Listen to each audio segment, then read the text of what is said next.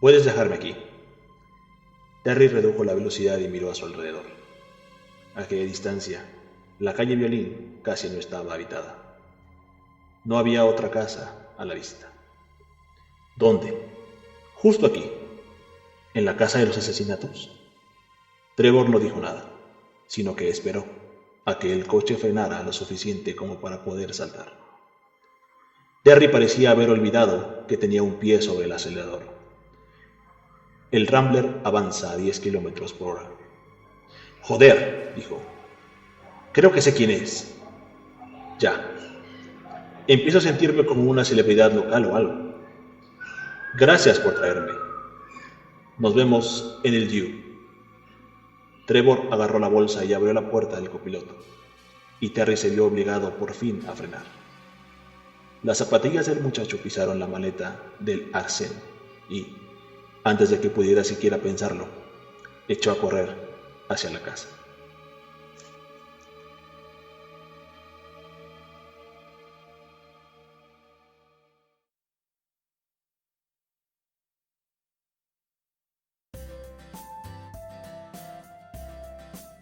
Hoy hemos decidido hablar sobre un tema morboso, un tema que a todos o a la mayoría de las personas al menos que yo conozco, les atrae en ciertos y diferentes puntos.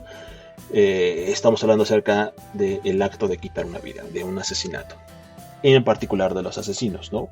Es por eso que leí ese fragmento de un libro que se llama Trazos de Sangre, de Poppy Z. Bride, un grande de la literatura de terror. Se lo recomiendo muchísimo. Y justo de ellos vamos a hablar el día de hoy, de los asesinos trasladados a la literatura. Desde el punto de vista ficticio, desde el punto de vista real. Y les he leído esa parte porque justamente yo creo que en el sentido de que nosotros consumimos a estos asesinos como algo que nos atrae, como algo que nos gusta saber, y le podemos poner mil nombres, pero a final de cuentas es morbo, es la necesidad de saber acerca de estas personas, cómo piensan, qué hacen, cuáles son sus motivaciones. Y elegí ese pedazo porque creo que resume muy bien esa parte, ¿no? Es decir, vamos a meternos a la boca del lobo porque quiero saber, quiero investigar, quiero entender qué son estos, entre comillas, monstruos. Porque al final de cuentas todo ser humano dentro de sí mismo tiene la capacidad de poder asesinar. Todos tenemos esa capacidad. Pero solamente hay algunas personas que por diferentes cosas que por ahí estaremos tocando respecto de los libros, se animan o tienen el valor o la falta de empatía suficiente para poder quitarle la vida a alguien más. Entonces, yo creo que ese pequeño fragmento que les leí del libro resume bastante bien esta preconcepción que personalmente tengo sobre por qué hay libros y autores incluso dedicados específicamente al tema de los asesinos, ¿no? Está un ejemplo súper famoso que es John Castenbach, que tiene muchos libros al respecto. Yo creo que más bien, y si me equivoco, desmiénteme, Isaac, si no toda su bibliografía está fundada en asesinos en serie o novela negra. Sí, de hecho, aunque no es tanto como novela negra, no lo considero yo así, pero sí es mucho de thriller y siempre hay un asesino. Y en este libro que se llama Hackett el psicoanalista, tiene una cita donde dice: en las circunstancias adecuadas, una persona normal y corriente puede hacer toda clase de cosas horribles.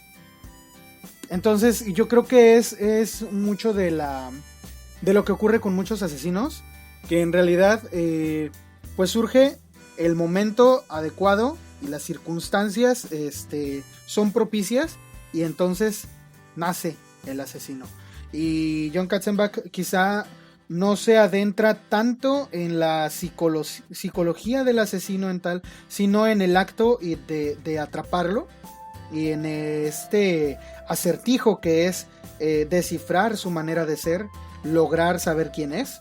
Pero hablando más sobre otro tipo de asesinos, a lo mejor, aunque John Katzenbach es un exponente del thriller, yo creo que la fascinación que tenemos viene de los asesinos reales, y leer sobre esos asesinos reales es lo que te da el morbo, es lo que te fomenta el morbo para entonces ver si la realidad supera la ficción y entonces empezar a leer asesinos inventados por la mente de alguien. Entonces, cuando lees, por ejemplo, ahora que Netflix nos hizo el favor de sacar la serie de Mindhunter, pudo imprimir por primera vez en español el libro que tiene el mismo nombre, escrito por John Douglas, que ese señor es el que inventó el término de asesino en serie, y es una joyita para todos los que tenemos este morbo, porque narra cómo él llegó a acuñar ese término a raíz de una serie de entrevistas en las penitenciarías de Estados Unidos que lo llevaron a encontrar similitudes en la manera de ser psicológicamente de todos estos individuos. Entonces, yo creo que empezando por allí podríamos decir que el morbo nace de lo real y nosotros como lectores pues lo pasamos al plano literario, porque pues siempre vamos a querer buscar ahí a ver a quién se le pudo ocurrir una cosa mejor, quién pudo tomar como base lo que hizo alguien de verdad para pasarlo a la literatura. Entonces creo que siempre es la realidad la que fomenta este morbo. Por supuesto, y la verdad es que en ese mismo sentido tengo que decir también que justamente el morbo, desde mi punto de vista, nace a partir de ese saber, de esa introspección que tenemos todos nosotros, y decimos, bueno, yo puedo ser capaz de hacer eso, yo puedo tomar una pistola, yo puedo tomar un bat, yo puedo tomar un cuchillo, lo que sea, cualquier cosa que pueda funcionar como un arma, y puedo quitarle la vida a alguien, tengo esa capacidad, ¿no? Sin embargo, pues evidentemente hay todo un mundo de reglas morales, de empatía, que a nosotros no nos da el coraje o el valor suficiente para poder hacerle algo así a alguien sin tener un motivo, ¿no? Es decir, probablemente si existiera, como dices, las condiciones correctas, retomando la cita del libro de Katzenbach, si hubiera las situaciones correctas bajo el incentivo correcto, muy seguramente podríamos llegar a hacer ese tipo de cosas, ¿no?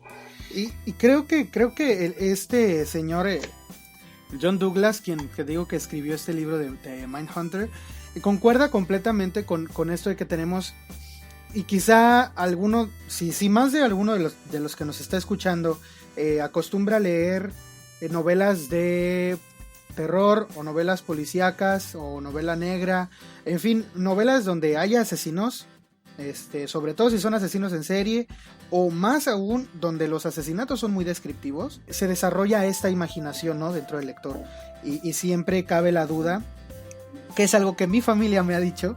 Cuando yo vivía con mis papás, pues ellos me decían, me da miedo todo lo que estás leyendo, porque no vaya a ser que se te ocurra agarrar ideas de allí.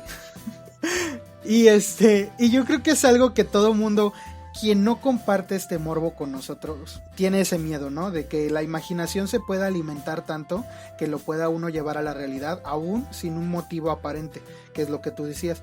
Y en este libro de Mindhunter hay una cita que definitivamente da por hecho de que esto es un factor importante en la vida de un asesino. Dice: probablemente el factor más decisivo en el desarrollo de un violador o asesino en serie es el papel de la imaginación. Y entonces empieza a hablar de Ed Kemper, que es el asesino. Para mí es que no quiero poner en un pedestal a estas personas, porque al final de cuentas tampoco es el propósito. O sea, lo que hicieron los asesinos en la vida real, pues son cosas detestables que no quisiéramos que a nadie le ocurriera, pero pues esto que nos atrapa, ¿verdad? Es el ver cómo la monstruosidad puede tomar estos rumbos. Y Ed Kemper es un asesino cuyo modus operandi, en lo general, en lo particular, me llama mucho la atención. Si uno tuviera que decir ¿cuál es tu asesino favorito? Bueno, yo diría Ed Kemper. No porque lo admire de esta manera, sino porque me parece personalmente muy peculiar su manera de actuar. Y entonces el escritor dice que para Ed Kemper siempre fue una relación entre sexo y muerte lo que desarrolló su modo de actuar, y su imaginación lo llevó a hacer todo lo que hizo. ¿Quieren saber qué fue lo que hizo? Bueno, búsquenlo, pueden leer este libro de John Douglas, o pueden ver algunas series, o pueden leer más. Hay muchísimo de ese tipo. Y digo, esto que alimentamos nosotros, quizá la imaginación, al final de cuentas, pudiera a alguien parecerle que es como eso, ¿no? Una guía para matar, ¿no? Claro, pero justamente se tiene en este libro que ese punto, o sea, no trata de ser una guía, o no se trata de decirle a la persona, sabes que si tú quieres asesinar a alguien, hazlo de este modo, sino se trata de que nosotros identifiquemos qué tipo de personas son los asesinos, y entonces nosotros identificar a alguien que probablemente pudiera hacerlo. Y yo creo que también una parte es esto que te decía, ¿no? Dentro de cada ser humano existe un asesino, ¿no? Un asesino que está reprimido por toda la situación sociomoral que nos rodea. Sin embargo, somos capaces de hacerlo. Entonces, este tipo de literatura nos ayuda a adentrarnos en nuestra fantasía. Está esa parte donde dices, bueno, me atrae porque en el fondo yo sé que todo ser humano es capaz de hacer esto, y esta persona se atrevió a hacerlo. ¿Por qué lo hizo? ¿Cuáles fueron sus motivaciones? ¿Quién es capaz de hacer qué cosa? ¿De qué maneras puede infligir dolor a alguien más, ¿no? Y en qué mundo cabe, en qué cabeza, cabe el poder decirle, le corto una pierna, me la como, etcétera, etcétera, ¿no? Existe como toda esta fascinación acerca de algo que tú no te atreves a hacer, pero que alguien hizo, y que en el fondo sabes que es parte de la naturaleza de tu existencia como ser humano. Entonces, en ese sentido, los asesinos trasladados al papel, a la literatura, se convierten en una especie de reflejo de todas esas cosas que no nos atrevemos a hacer, pero que en el fondo nos generan inquietud, nos generan ese morbo, por decir, la sangre de alguien más, o de incluso de un animal, es algo, sí, deplorable, sí, es algo que está completamente mal, en el sentido de que nadie puede quitarle el derecho de la vida absolutamente a alguna otra persona nada más porque sí, y es alimentar esa fantasía, ¿no? Ese es el morbo al que me refiero que tenemos todos, y por eso es que se han hecho tan famosos, ¿no? Y como dices, en algunos momentos incluso puede parecer que los estás glorificando, ¿no? Que estás poniendo en un pedestal las acciones deplorables de esta persona, pero en realidad yo no creo que se pongan en un pedestal, más bien se ponen sobre una mesa donde dices, esto se me hace algo increíble, ¿no? Como alguien tiene la sangre de hacerle esto o aquello a sus propios padres, a sus propios hijos, a sus amigos, a sus amantes, y con qué frialdad lo hacen, ¿no? Con qué facilidad puede llegar a hacerlo. Entonces vamos a trasladar esto hacia algo más entendible, en el sentido de por qué existe la literatura. La realidad es que yo creo que esos son los monstruos de la vida real. Todos aquellos fantasmas que leemos en la novela gótica y tienen características que nos asustan porque nos sacan de control de la situación. Pero acá tenemos otra cara de la moneda, que es el físico, lo que realmente existe. Es decir, aunque yo lea El degollador de Edgar Wallace, yo sé que es un asesino ficticio, ¿no? Que no existen las acciones que hizo esta persona como tal, o sea, él en el libro, pero existen personas que son capaces de hacer esto en la vida real. Y eso es algo que también llama mucho la atención, porque es una forma de decir, esto existe, o sea, esto que estoy leyendo como tal es ficción, pero existe en la vida real. Allá afuera hay personas que son capaces de esto y peores cosas.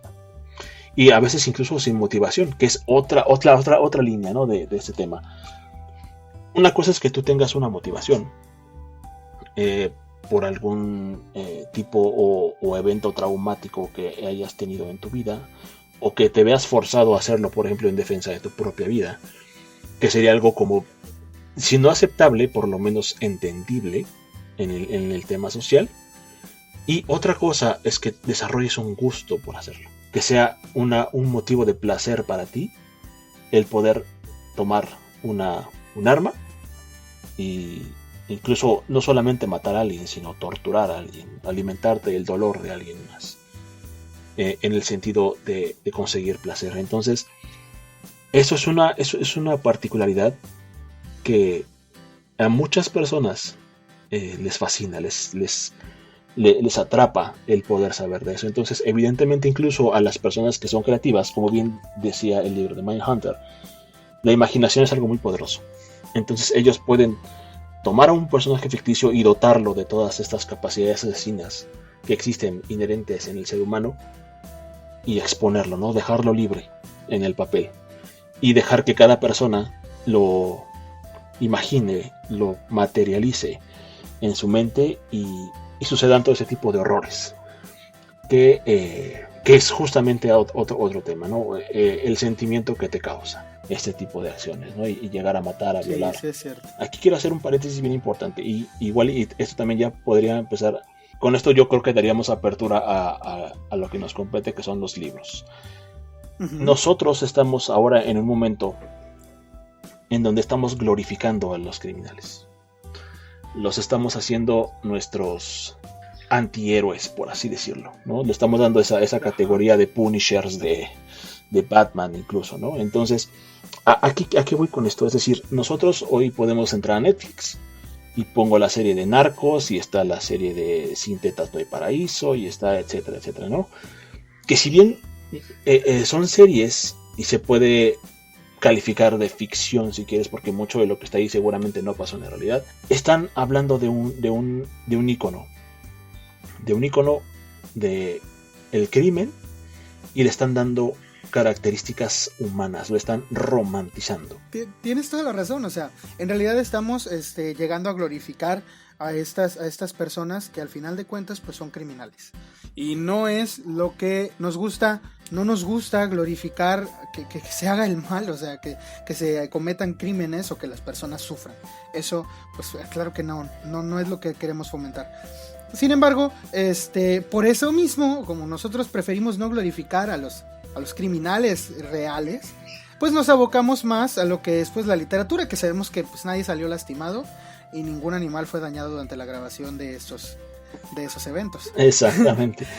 Y aquí es donde es importante empezar como esta división, ¿no? Está la literatura que está basada en hechos reales y está la literatura que es ficción. Y algo que tengo que poner en ambos casos es que si bien la que está basada en hechos reales está relatando un hecho, no quiere decir por eso que la que es ficción está hecha a base de cosas que no son ciertas.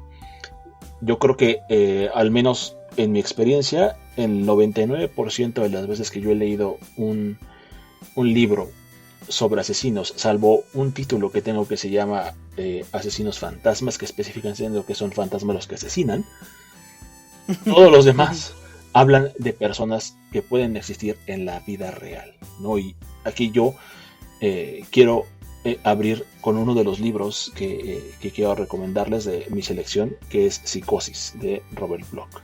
Un clásico. Librazo. Un clásico, ¿no? Librazo. Y justamente este libro abarca esos dos ámbitos. Estamos hablando de una persona que es mentalmente enferma y que por eso asesina, bajo con la consecuencia que había con la relación que tenía con su madre, con Norma Bates. Y como todos estos diferentes conflictos psicológicos y la forma en la que los dos eran dependientes el uno del otro derivó en que esta persona desarrollara una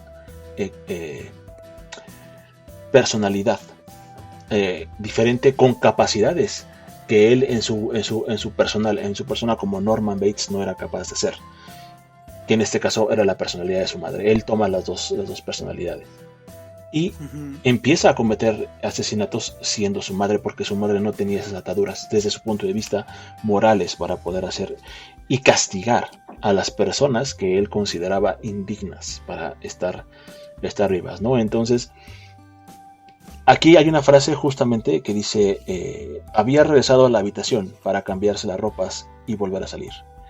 No podía llamar a la policía. Debía recordarlo. No podía llamar a la policía. ni aún entonces, sabiendo lo que había hecho, porque no era responsable, estaba enferma. Es decir, Norman desarrolló esta psicopatía y aparte le dio características de enferma mental a su personalidad de su madre. Y sabiendo lo que hacía, porque estaba en plena conciencia de que estaba matando gente, decía, para empezar, no fui yo, fue mi madre.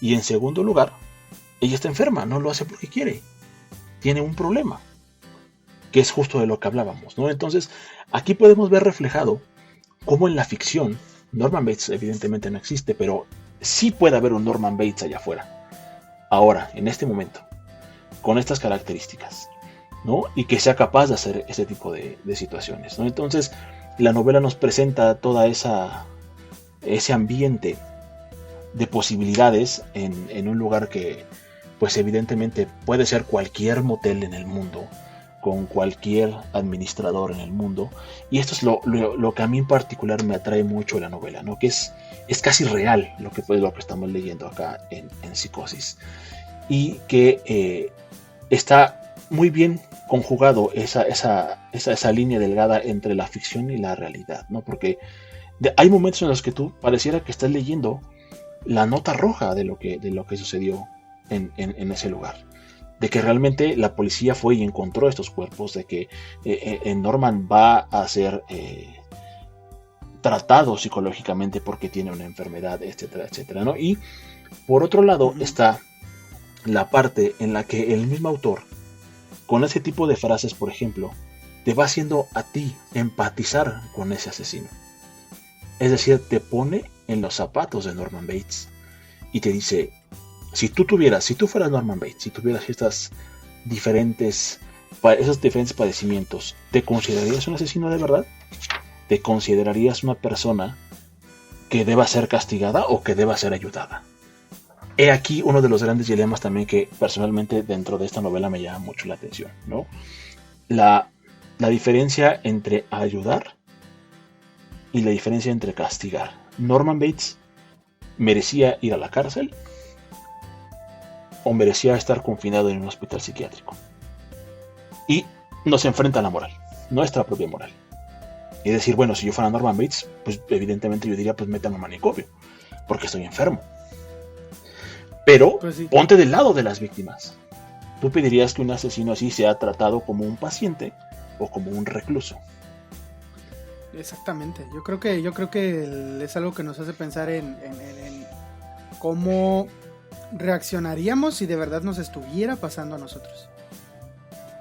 Exacto. Y yo creo que esa es una de las cualidades particulares de esta novela en particular, salve la redundancia, ¿no? Es un viaje a través de la locura de alguien. Yo creo que a veces siempre, por ejemplo, en la mayoría de los libros, al menos que yo he leído, siempre está el punto de vista del investigador. Te ponen a ti en zapatos del investigador. En ese sentido, el autor está predisponiendo que tú eres una buena persona, ¿no? Y que quieres atrapar al asesino. Entonces te ponen esos zapatos del investigador fulanito de tal, donde tú vas a ir descubriendo quién es el asesino. Acá Robert Bloch hace algo pues magistral y completamente fuera de la línea, en donde dice, a ver, no, yo les voy a decir desde el principio quién es el asesino y tú vas a ser el asesino. A ti te van a rodear toda clase de eventos desde el punto de vista del asesino. Acá seguimos de cerca quién es Norman, qué le pasó a Norman, cuándo Norman mata. Y incidentalmente tenemos apariciones de la policía, pero desde el punto de vista de Norman, como lo acabamos de leer acá. Es decir, él es el quien está llevando de la mano al lector por todo este viaje de su propia locura. Y te está hablando acerca de eso, de cuáles son sus motivaciones para asesinar, para que tú puedas decir, bueno, ok, sí, eres un asesino, pero sin embargo hay un motivo, ¿no? Entonces yo creo que, al menos desde mi experiencia, este libro es el primer libro que yo leí sobre el punto de vista del asesino. sobre cuáles fueron sus motivaciones y cuáles fue lo que lo orilló a esa parte, ¿no? Entonces, aquí sí me gustaría resaltar mucho esa parte, ¿no? De decir, tenemos un ejemplo claro que a través de la ficción se puede hablar de un tema que para nada es ficción, ¿no? Que realmente existe, los psicópatas existen, y tenemos aquí uno retratado. Incluso no sé si decir un psicópata en el término de toda la extensión de la palabra, pero sí estamos hablando de una persona que padece diferentes trastornos, exactamente, ¿no? El principal, las personalidades múltiples, pero sin embargo también carece de moralidad, que a su vez no la carece del todo, porque hay una personalidad que la tiene, que es Norman, y le traslada esa necesidad que tiene él de matar a la personalidad de su madre. Es decir, está haciendo una bifurcación de sus problemas para que su propia persona se sienta bien consigo misma, que es otra cosa también interesante que se puede leer entre líneas dentro de la novela. Sí, me parece muy acertada la exploración que haces de la historia, porque es cierto, o sea, se habla de manera obviamente todo ficticio, pero de un tema que de verdad es muy serio, y se han presentado casos en la vida real de personas que tienen esta disociación, de personas que hacen una cosa siendo alguien y hacen otra como una persona totalmente diferente, y que entre ellos mismos, entre esas personalidades, se protegen a una personalidad que es la más débil y la quieren tener cómoda. Entonces, pues es un tema sumamente fascinante, y también el cómo lo aborda esa novela. Ahora, si me permites, me gustaría hablar de una de las novelas que yo escogí para hablar en este asunto. No es tan filosófico el asunto acá, pero sí es una cucharada de realidad muy grande. El libro se llama Templo de Sangre, de un escritor mexicano que se llama Eugenio Aguirre. Y este libro me gusta porque, para empezar, es novela histórica y es de México, y parte de lo que quiero pues es leer un poco más de lo que se escribe en mi país, pues darme cuenta de que existen verdaderas novelas bien escritas por mexicanos, pues da gusto. Entonces esta novela de verdad está muy bien escrita. Este señor escribe novela histórica muy bien, se informa muy bien antes de escribir, y vemos aquí el asesinato como un método ritual y como un método de encontrar esta realización espiritual que tarde o temprano buscamos todos. Por más que digamos que estamos alejados de una religión, o que estamos alejados de un sistema de creencias, en nuestra vida vamos a adoptar alguno, ya sea el tener o no tener una asociación con alguna religión, o con algún sistema. Eso es tomar una decisión y tomar una postura. Y en esta ocasión vemos el ámbito ritualístico de los asesinatos desde dos perspectivas, porque se ve el ritual tal cual de lo que hacían los mexicas en la época de la conquista y cuando los españoles van llegando, pero también se ve lo que hay en la actualidad de México con los sicarios y los sanguinarios y cruentos que pueden ser. Entonces son como 4 personajes los más importantes. Diría, el protagonista evidentemente es Pedro Chimali, se llama, y este señor es una persona con poca educación seglar, que pues no tenía trabajo, pero que encontró pues por un amigo que no me acuerdo qué apodo tenían, y estoy queriendo releer todo el libro ahorita para acordarme. Pues un amigo le dice dónde hay un trabajo, pero ese trabajo es pues obviamente de sicario. Entonces empieza a encargar de deshacerse de los cuerpos, y él primero tiene un miedo a lo que le pueda pasar por hacer esto de descuartizar gente, y describe el libro. Es muy cruel, pero no es cruel, es crudo, porque describe el acto de desmembrar, de deshacerse de los restos humanos, que es algo que pues es bien sabido, que al final de cuentas se tiene que deshacer de los cuerpos de alguna manera, pero Pedro Chimali encuentra una manera muy personal de hacerlo, y comienza a utilizar restos de estos cuerpos para hacerse un altar que le va a hacer a la Santa Muerte, como la llama él. Y pues empieza este asunto ritualístico de acercarse espiritualmente a una deidad mediante la muerte, y explora bastante este aspecto de qué toma él como bueno, porque él está tomando un sistema de creencias en donde moralmente es aceptado lo que está haciendo. Es decir, quizá en otra religión, quizá en otra religión le van a criticar o lo van a denunciar por hacer eso, se le va a señalar por hacerlo, pero en el sistema de creencias en el que está, moralmente él está ofreciendo un sacrificio a su Dios o a su deidad. Y entonces Pedro Chimali comienza a acercarse más a la historia de lo que era México antes de la conquista, y comienza a asistir frecuentemente a lugares arqueológicos en donde obtiene mucha inspiración para seguir realizando sus asesinatos. Y de verdad es un artista, pudiéramos decirlo, este sujeto que se imaginó el escritor, porque tiene una manera muy peculiar de deshacerse de los cuerpos a veces.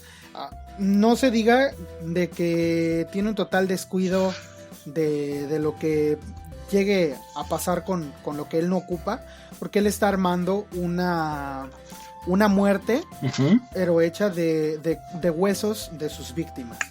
Entonces él cose la carne de sus víctimas para que pueda desprenderse con mayor facilidad del hueso, y entonces va armando todo el esqueleto, y con cada nueva pieza que le agrega, él siente que se está acercando más a esta cúspide de esta realización espiritual que él busca, porque al final de cuentas es eso lo que él busca. Él quiere sentirse bien con lo que hace, y encuentra su justificación en esto, en entregarle su trabajo a una deidad. Y es muy devoto, o sea, gasta miles y miles de pesos. Es un trabajo como el que nunca se imaginó tener, y le da muchísimo dinero, y su dinero se lo gasta en eso, en comprar más velas, en comprar más aditamentos para su altar que está haciendo. Se gasta en ir al museo, en ir a las zonas arqueológicas, y le da pequeños sobornos a los cuidadores de los lugares para que lo dejen quedarse ahí en la noche también. O sea, él siente que antes los primeros pobladores de México, digámoslo así, estaban más cerca de la muerte del modo que él quiere estarlo. Entonces ve en ellos la inspiración necesaria para acercarse a esto. Y vemos del otro lado como en la vida real, porque quizá Pedro Chimali pues es un ser inventado, y a lo mejor pudiéramos decir que pues no existe una persona así, aunque la realidad de México es otra. No podemos ponerle un nombre real a este sujeto, pero sí podemos ubicar los asesinatos ritualísticos que hacían en la antigüedad en México, en las primeras civilizaciones que hubo. Y cuando explora cómo ellos pues tenían rituales tan exactos, tan cuidadosos con el cuerpo, y utilizaban el corazón para unas cosas y utilizaban las vísceras para otras, y la sangre iba a otro lado. Además de que te enseña cómo hacían todo esto, sí te da a entender las bases que tenía la espiritualidad, por así decirlo, en aquellos tiempos, y cómo trataban el cuerpo como un conducto para salvar o condenar el alma, que al final de cuentas pues solamente el cuerpo era para ellos, recipiente, un mero contenedor de esta alma. Exacto. Entonces es muy interesante ver cómo a Eugenio Aguirre se le ocurre acercarnos a este tipo de mentalidades, porque así es como se da su justificación. O sea, él lo está haciendo porque es su manera de llegar a su divinidad, o a lo que él adora. La verdad, este libro me dejó pensando mucho en eso, y pues por eso lo escogí. No sé qué otro libro hayas escogido tú.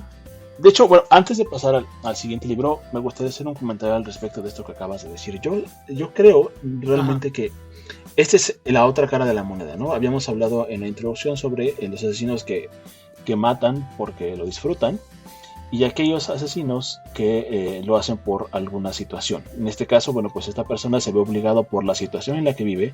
Él como tal se nota que no es una persona que esté disfrutando de la muerte de las personas a las que asesina y busca una forma de poder hacer que este trabajo que hace, que no le es del todo agradable, se vuelva o tenga un significado.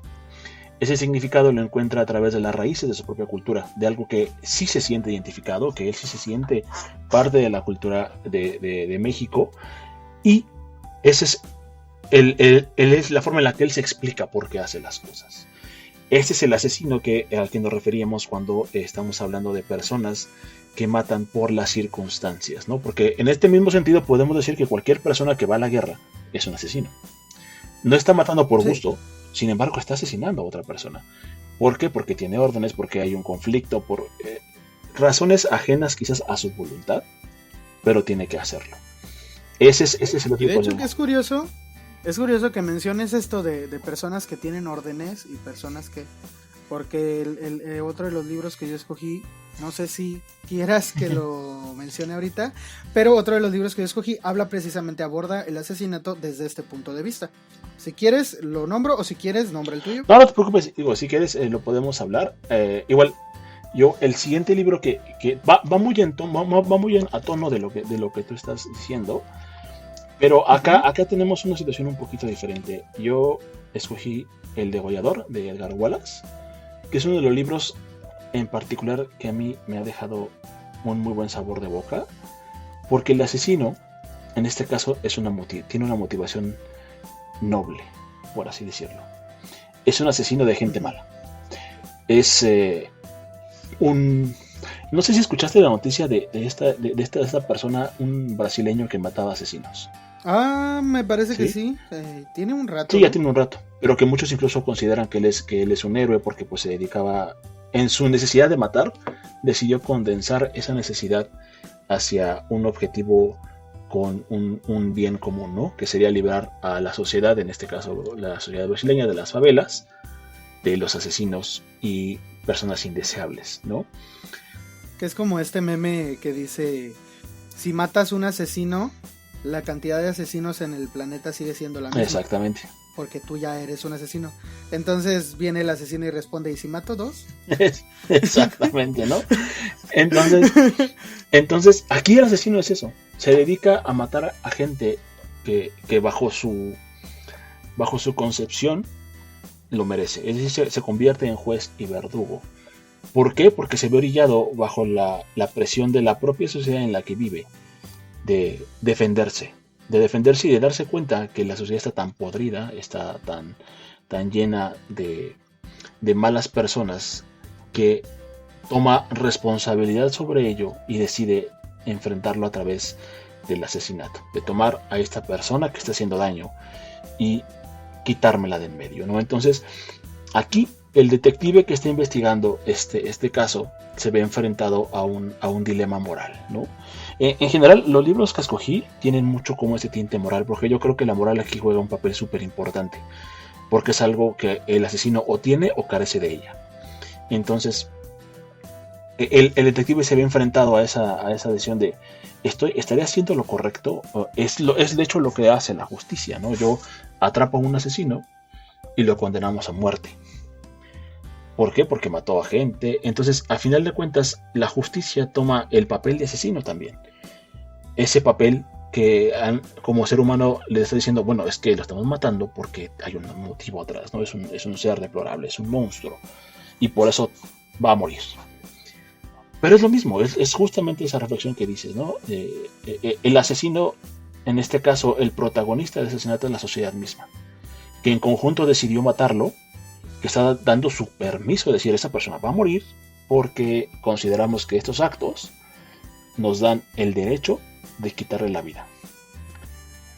Este dilema moral se traslada para acá, pero desde el punto de vista de decir, bueno, en realidad es correcto que una persona que se preocupa por su comunidad, que se ha dedicado a quitar de en medio a personas que potencialmente por sus gustos están haciendo de manera indiscriminada el matar una labor de su día a día, o el de robar, o el de violar, o cualquier crimen que tú quieras poner en medio, el de estafar, etcétera, etcétera.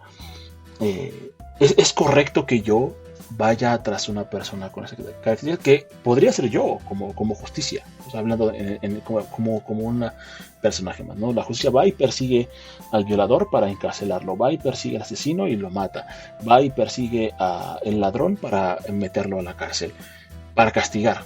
El degollador está castigando a quienes él considera que se lo merecen, ¿no? Bajo el estricto tema también que acá se conjuga con lo que la justicia misma considera que debe ser castigado. Pero aquí hay un tema importante, que es el tema del sistema. Es decir, quién tiene las facultades para castigar y quién no. Que es el encuentro de esta guerra que tiene dentro de sí mismo el detective. De ok, sí, en esta parte, ¿no? Donde él está haciendo un bien, y que eso es lo que me genera conflicto con esa otra parte de que yo represento a la justicia, una justicia que se dejó establecida por parte de las personas en general que habitan esta ciudad, este país, y es la única facultada para poder tomar acciones de represión sobre esta o aquella persona. Ese es el yo que dice, bueno, la justicia está ahí porque es un consenso, porque todos decidimos hacerlo, pero sin embargo está esta parte donde dice, está haciendo justicia sin reglas, que ese es el gran crimen en este caso, en este libro del degollador. De Batman. Exactamente, ¿no? Es un antihéroe. Sí. Es un antihéroe. Justo así va a llegar. Es lo que pone. O sea, tal cual llegaste al punto en el que yo dije, o sea, este es exactamente. Batman. Y sí, o sea, es un debate que siempre se ha dado y que se ve reflejado en obras de muchos colores, digámoslo, en obras diferentes. Y bueno, ahorita tú lo ves en un libro, quizá mi mente un poco más infantil lo relacioné de inmediato con Batman y con los cómics, pero al final de cuentas es un debate que la sociedad ha tenido desde hace mucho, y es interesante ver cómo lo aborda en esta La verdad es que sí, y justamente eso iba a llegar, o sea, la figura del antihéroe, ¿no? Porque aquí en este caso es justamente el otro tema, ¿no? Los héroes son aquellos que actúan bajo las reglas establecidas de la sociedad, ¿no? Y que en ese sentido tienen permiso para poder ejercer cierta cantidad de fuerza y de violencia sobre otra persona. ¿Qué pasa con estas personas que deciden tomar por su propia mano la justicia, ¿no? Y que aparte no tienen las ligas morales que establece el código de justicia para cada una de las situaciones?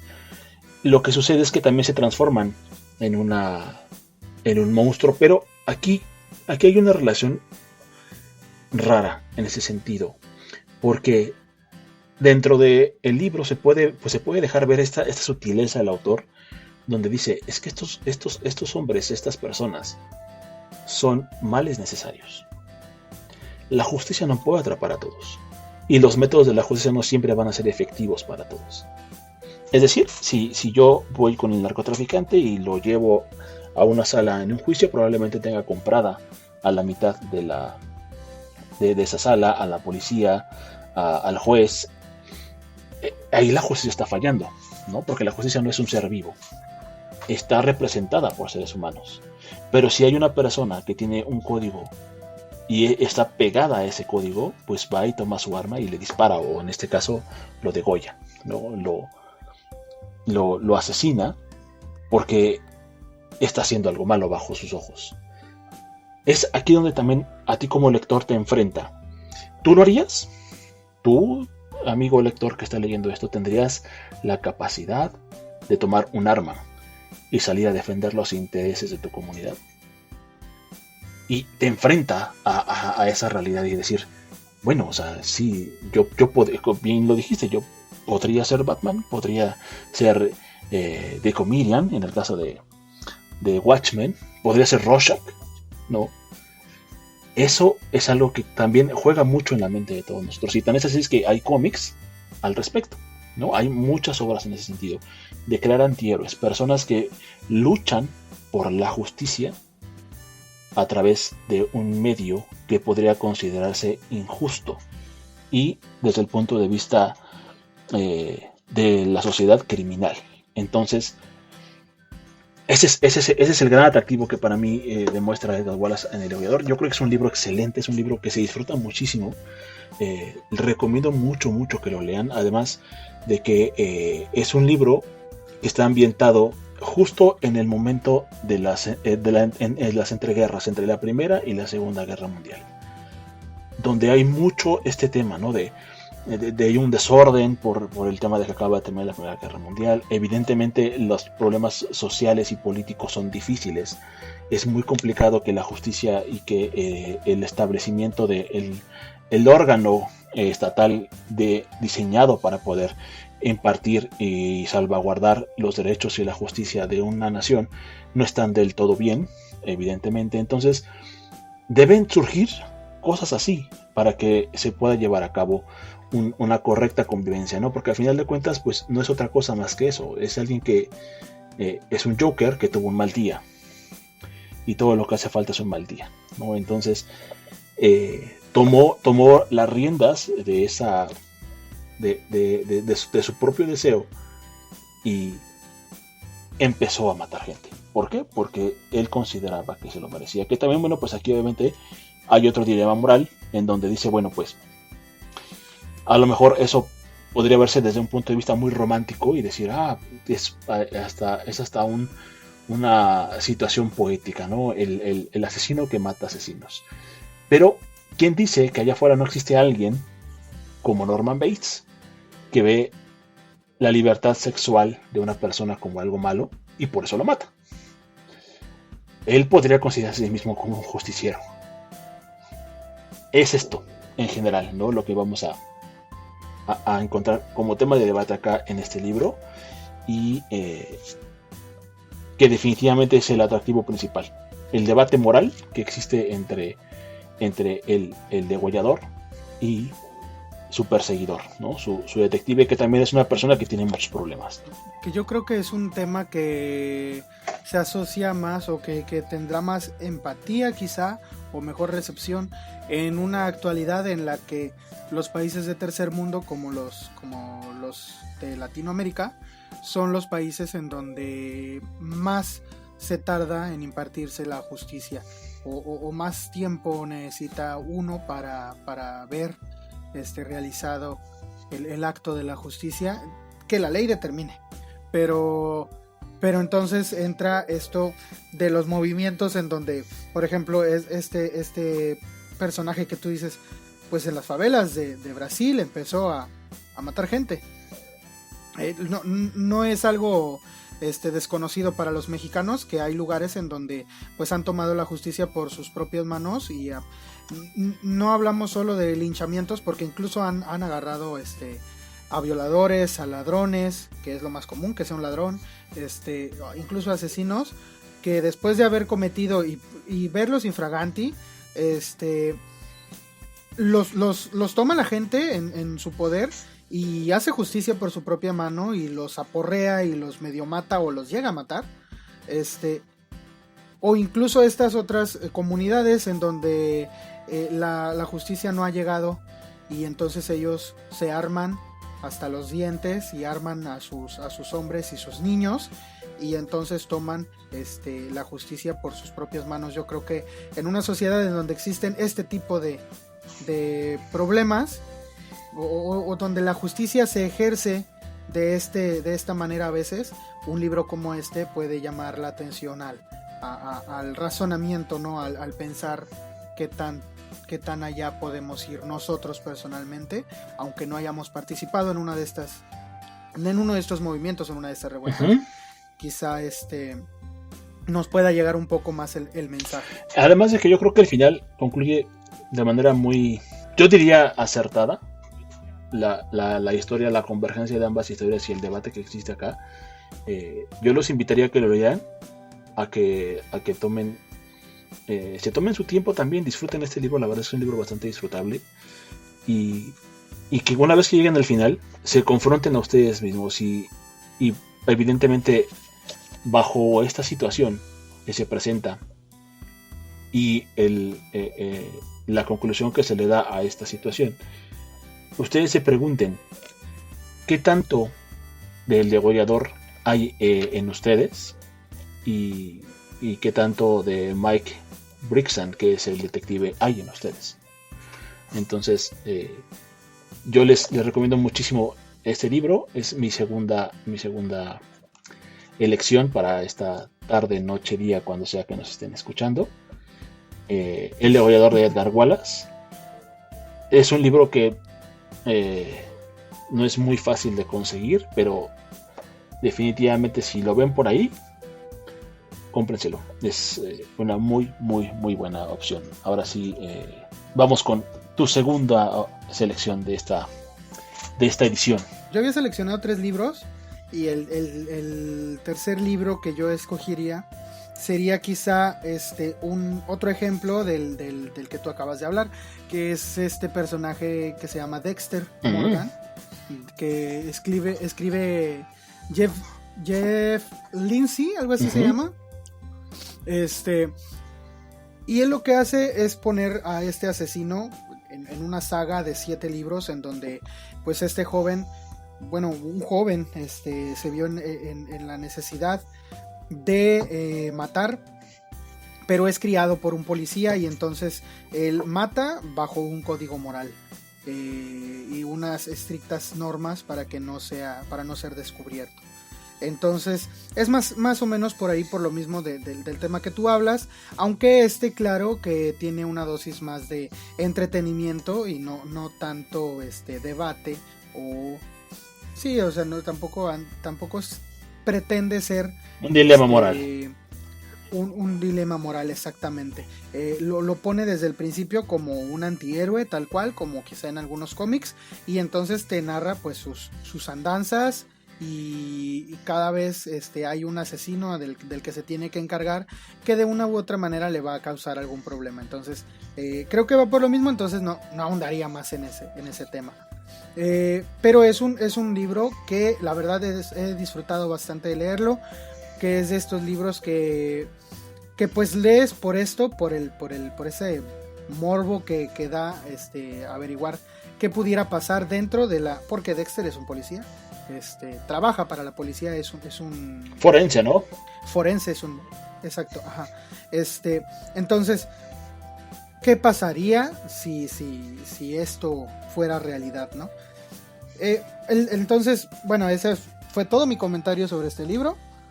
El otro libro del que yo quería hablar, que hablaba más sobre lo que decíamos de cómo justificamos el asesinato, es El complot mongol, de Rafael Bernal, que este libro otra vez es un libro escrito por un mexicano, considerada la primera novela negra escrita como tal, como novela negra en México.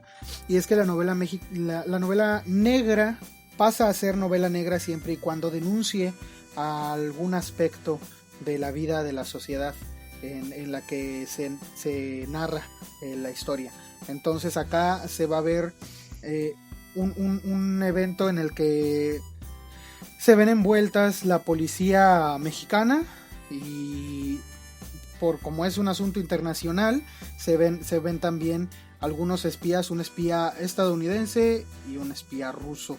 Entonces esta persona que ahora le toca tener que lidiar con el ruso y con el estadounidense, se llama Filiberto García, y pues es un mexicano promedio, o sea, es un mexicano que después de todos estos conflictos por los que ha pasado México y por todos estos cambios por los que ha pasado México, él se ve en un momento de cambio en el que su profesión ya no está bien aceptada en la sociedad. Y él era pues en realidad un matón. Entonces él lo único que hacía era que pues le decían: ve y mata a este tipo que se está pasando de listo, y recibía órdenes directas del gobierno y lo hacía y ya, o sea, y él siempre y cuando las órdenes vengan de alguien que representa la ley, él no ve ningún problema en cometer el asesinato. Pero tiene un dilema muy grande porque en alguna ocasión hizo un asesinato que no le ordenaron hacer. Entonces ese es el asesinato que lo persigue y por el cual a veces no duerme, a veces pues sí se encuentra a medianoche despierto con estas pesadillas que lo hacen recordar a esta persona que mató. Y entonces él se hace de un código en el que nunca va a matar, si no es porque lo están amenazando de muerte o porque se lo ordenaron. E incluso si le ordenan no matar a alguien, y esta persona lo está amenazando de muerte, procura hacer lo necesario para no matarlo, porque le ordenaron no hacerlo. Entonces él tiene un código muy estricto en este aspecto porque no quiere repetir ese error que tanto le está costando sobrellevar, y ya es un hombre mayor, entonces no tiene, digamos, el tiempo a su favor para poder dejar pasar los estragos. Me parece interesante que aquí sí se abre un debate sobre cómo vemos la muerte, cómo acá se habla de un asesino que está matando pues para el gobierno. No se habla de un asesino que mata solo por ser sangriento o por tener placer, porque estamos hablando de espías y estamos hablando de un complot para asesinar al presidente. Entonces, pues obviamente si alguien está amenazando la vida del presidente de cualquier país, pues la orden es, pues primero que se muera el otro y luego el presidente. El asunto acá es que bueno, y tiene unas partes en donde ve la muerte primero como un anhelo, y luego como un amigo o como alguien a quien está esperando desde hace rato, y alguien a quien él mismo le ha presentado a muchas personas, pero que parece ser que se está tardando con él, y quizá esa añoranza por redimir sus errores del pasado lo llevan a querer pues conocer la muerte para poder por fin estar libre de estas culpas que es esto, o sea, lleva a decidir entonces en qué momento esta persona que ha pagado por que ha cometido este crimen, en qué momento paga por ese crimen. ¿Paga por ese crimen cuando muere? ¿O paga por ese crimen cuando ya lo encarcelaron nada más? ¿O cuándo te basta para que ya haya sido suficiente castigo? ¿O te basta quizá con el remordimiento de conciencia que tenga? Entonces, me gustó muchísimo la lectura de la novela porque lo aborda desde ese punto y tiene algunas conversaciones con otros que tienen el mismo oficio que él, que te digo que son estadounidense y ruso, que igual se piensan así, se ven así y no ven la hora en la que pudiera llegar ese amigo, digámoslo, al que le han llevado tantos y tantos conocidos más. Entonces el verlo desde este punto de vista y también ver que al final de cuentas en el gobierno hay personas que se encargan de eso, porque pues lo que quizá hacía Filiberto García es lo que hacía o hace cualquier otra persona en el gobierno actual, porque lo hace pues por órdenes de la ley. Y entonces ahí pasamos a esto que comentabas tú antes de pues si te mandan a la guerra y te mandan matar a alguien, si eres un asesino o no, o eres un héroe o qué eres, porque a Filiberto tenía ese problema. Filiberto no se logra responder si él es un héroe o no lo es, sobre todo porque ahora ya su papel no se asimila públicamente en la sociedad, cuando antes sí lo hacía. Entonces, pues sí, además de que se desarrolla en una época en un México en el que hubo muchos cambios de poder, muchos cambios también debido a la apertura que tuvo México con otros países. Entonces pues sí se buscaba, sobre todo enfatiza mucho el hecho de que la juventud lo estaba reemplazando y pues él para lo único que era bueno era eso, y si los jóvenes no se atrevían a hacerlo porque él lo estaba viendo. Un joven no se atrevía a hacerlo porque ahora tenía una nueva moral, la juventud con la que estaba trabajando. Entonces, ¿quién lo iba a hacer si ese trabajo seguía siendo necesario?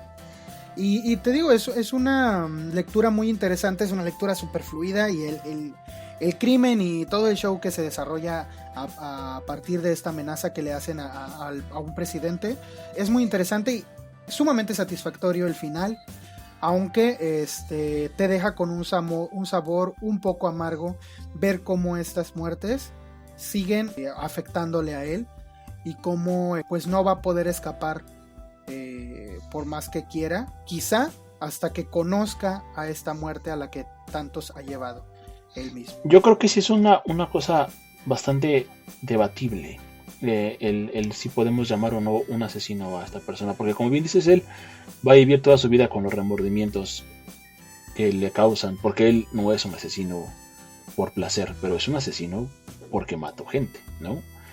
Sin embargo, es aquí donde justamente lo que te comentaba hace ratito, ¿no? Está esta parte del establishment, lo que se normaliza en una sociedad. Y es aquí donde justamente vemos eclipsado esto que decíamos al principio, ¿no? De todos en el interior llevamos un asesino, absolutamente todos. Por eso es morboso, por eso es un tema que nos atrae, porque todos tenemos esa capacidad. De repente porque nos vemos en situaciones para hacerlo, de repente porque tenemos enfermedades, de repente por un millar de cosas más. Y es aquí donde vemos esta parte donde tienes la capacidad, no lo quieres hacer, pero sin embargo eres un asesino. Y aquí también cabría decir, bueno, si la sociedad estaría dispuesta a condenar a todos aquellos que se dedican a obedecer este establishment, ¿no? Porque una vez más, esto confirma que los seres humanos tenemos un asesino en las venas. Es decir, no vamos a ir nosotros por la vida con una pistola quitándole la vida a las personas, pero sí tenemos un poder de decisión en conjunto. La democracia dice, esta persona debe morir. Bajo estas circunstancias, bajo estas diferentes situaciones, pero va a morir. Estamos matando desde ese punto de vista. Entonces, obviamente el asesino es una figura que va a prevalecer en el consciente de la humanidad, porque es humano, porque es totalmente verídico y porque a final de cuentas cualquier atrocidad que se pueda leer en los libros, que en este caso sería, por ejemplo, y lo voy a decir muy por encimita porque yo creo que ya hemos abarcado muy bien todo este tema de los asesinos con estos ejemplos, pero mi tercer libro era Trazos de Sangre, o es Trazos de Sangre, de donde leí al principio la cita, y yo estaba esperando a ver a qué horas lo sacabas, porque dije, óyeme, la cita, ¿cuándo? Y realmente yo creo que este libro está enfocado a algo que es el entero morbo.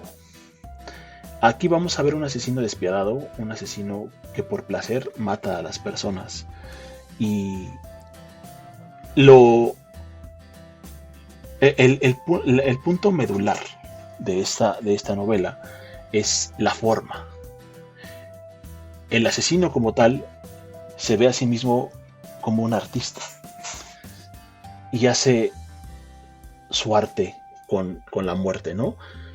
Evidentemente es un psicópata, es una persona que está mal de su cabeza, pero estamos aquí desde el punto de vista de una persona que crea sus propias visiones de una belleza que podría calificarse desde su punto de vista como arte. El horror radica en que está tan inmerso en el trabajo que está haciendo que a ti en algún momento como lector te mete en ese papel y te hace preguntar, al menos a mí me hizo preguntar, ¿realmente se podrá catalogar un trabajo, o podrá llevarse a cabo un trabajo de manera tan ardua y tan dedicada, que podría salirse de esta visión de estoy haciéndole algo mal a alguien? en donde incluso a veces los gritos de las personas para él se escuchaban como si estuviera escribiendo una sinfonía. Esto evidentemente no se habla de manera explícita en el libro, pero te deja entre líneas esa parte de decir, bueno, realmente podría llegar a este grado donde, por ejemplo, yo disfruto de escuchar música, yo disfruto de leer un libro, yo disfruto de ir a ver una obra de teatro, yo disfruto de ir a una galería a ver pinturas, y no lo veo como algo malo, aunque esté viendo, no sé, Edipo Rey, cuando se saca los ojos, ¿no? Que es un acto de violencia. Estoy leyendo Hamlet cuando mata a su padre, que también es un asesino. En ese mismo sentido, Poppy Z. Bride de manera sutil deja ver eso, ¿no? Un asesino que ve el asesinato como su medio de satisfacción y al mismo tiempo como su obra maestra. Y aquí los escenarios son los que se vuelven protagonistas de la historia. Los cuerpos, la forma en la que se llegaron a convertir en cadáveres, de estar vivos a pasar a muertos. ¿Qué les pasó? ¿Cómo les pasó? Es muy descriptivo. Yo podría calificarlo como un libro de gore, si se le pudiera dar ese calificativo. Pero es un gore que no es algo, ¿cómo decirlo?, burdo. Que no es una... Exactamente, no es grotesco. No se lo toma... Es grotesco por el acto en sí, pero no es morboso en el sentido de decir, ay, las tripas. No, o sea, hay todo una... Sino porque a veces mucho de lo que conocemos como gore es como que bueno, pues le salieron, como tú dices, le salieron las tripas y el chorro de sangre que sale del cuello a 2 metros de distancia. Eso en realidad esa es la palabra. Y raya en el morbo y no cumple con un propósito en sí. Lo que tú quieres dar a entender es que explora el lado artístico y las descripciones evocan este lado y sí, no,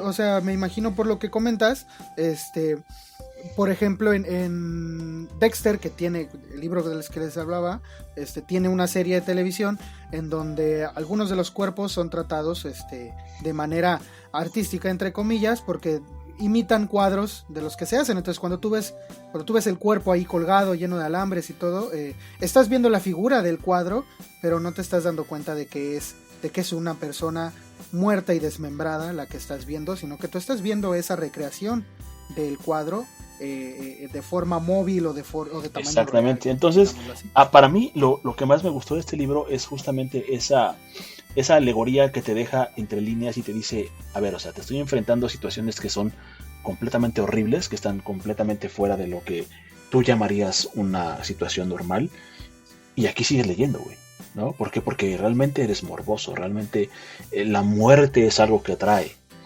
y acéptalo y llega al final de la novela.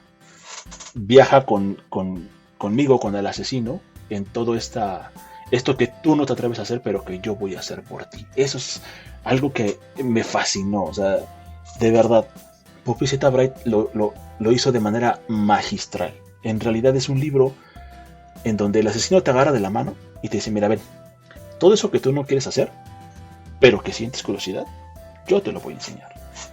Entonces, es algo maravilloso. Yo nunca había leído un libro que me provocara esa sensación en particular a mí. Es decir, todos los demás, si bien sí tienen estos episodios donde te provocan miedo, donde te provocan ansiedad, donde te provocan ira, gusto, incluso hasta culpabilidad cuando te empatizas con el asesino o con el criminal en particular, pero ninguno desde el punto de vista donde te dice, o sea, cálmate, esto yo lo voy a hacer por ti, ¿no?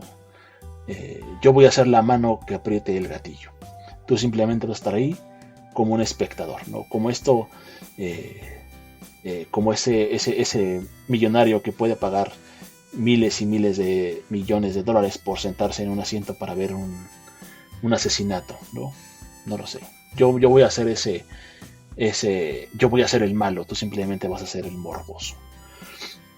eso es algo que a mí me gustó mucho del libro. Y evidentemente esta lista de libros, para mí, el que condensa más mi visión de por qué se hace esta literatura es Poppy Z. Bride.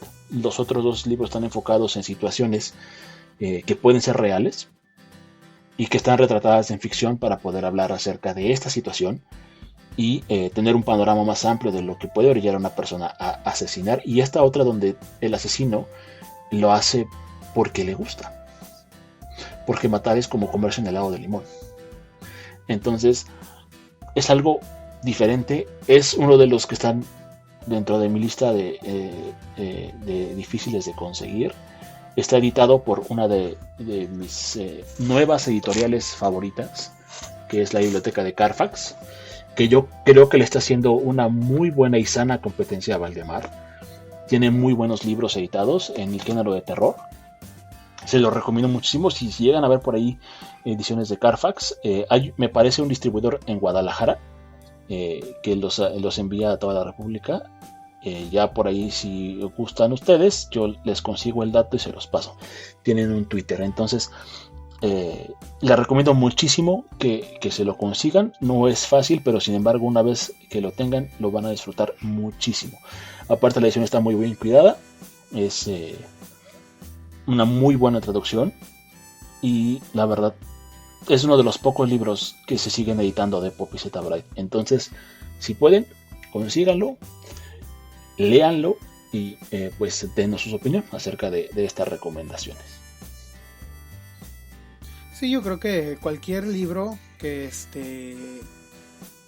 de los que estamos hablando, o cualquier otro libro que les provoque una reacción similar a lo que hemos expresado ahora, pues podrían comentárnoslo en nuestras redes sociales y decirnos, ¿sabes qué?